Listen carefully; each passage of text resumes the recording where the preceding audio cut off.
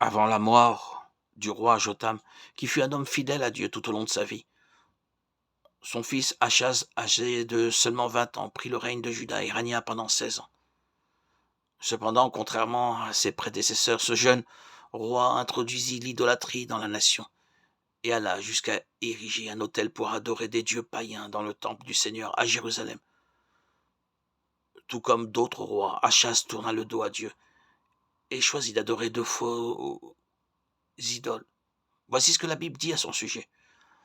Achaz avait 20 ans lorsqu'il devint roi. Il régna 16 ans à Jérusalem. Il ne fit point ce qui est droit aux yeux de l'Éternel son Dieu, comme avait fait David son père. De plus, Achaz a commis divers autres actes d'infinité envers Dieu, tels que fabriquer des idoles en métal pour adorer les Baals, qui étaient des divinités vénérées par les peuples païens, offrir des sacrifices dans la vallée de Ben Hinnom, qui était une sorte de décharge à Jérusalem, et donc un endroit complètement inapproprié pour adorer le Seigneur. Il a également brûlé ses propres fils en adoration à de faux dieux, ce qui était une coutume détestable des nations ennemies d'Israël.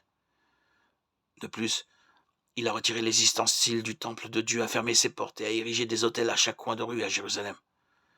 Pour Achaz, servir Dieu n'était pas suffisant. Il devait avoir plusieurs formes d'adoration et plusieurs dieux.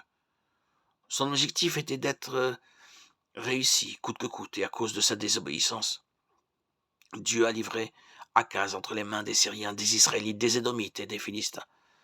Malgré cela, il n'a pas accepté le conseil du prophète Isaïe de faire confiance au Seigneur et a préféré chercher de l'aide auprès de Tiglath-Pilesar III, qui était le roi de Syrie et qui a vaincu les 4 armées attaquant Juda. Cependant, cette aide a coûté cher à Achaz, qui a dû payer une grande quantité d'or et d'argent au roi de Syrie, y compris des ustensiles utilisés dans le temple du Seigneur. Ainsi, il est devenu pratiquement un esclave du roi de Syrie. Et en désobéissant à Dieu, Juda a été presque entièrement détruit et a vécu des années de douleur et de souffrance jusqu'à la mort du roi Achaz.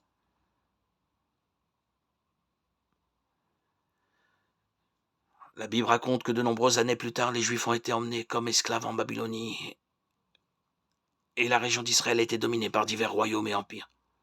70 ans plus tard, les Juifs sont retournés dans leur pays, mais pas en tant que peuple indépendant, et n'avaient donc pas de roi. À l'époque où Jésus est né, le roi qui gouvernait la région d'Israël était Hérode, mais il n'était pas juif. Son pouvoir venait de l'empereur romain. Mais Dieu n'a pas oublié la promesse qu'il avait faite à David de toujours maintenir quelqu'un de sa lignée sur le trône d'Israël. C'est pourquoi il a envoyé Jésus en tant que descendant du roi David pour être le sauveur du monde.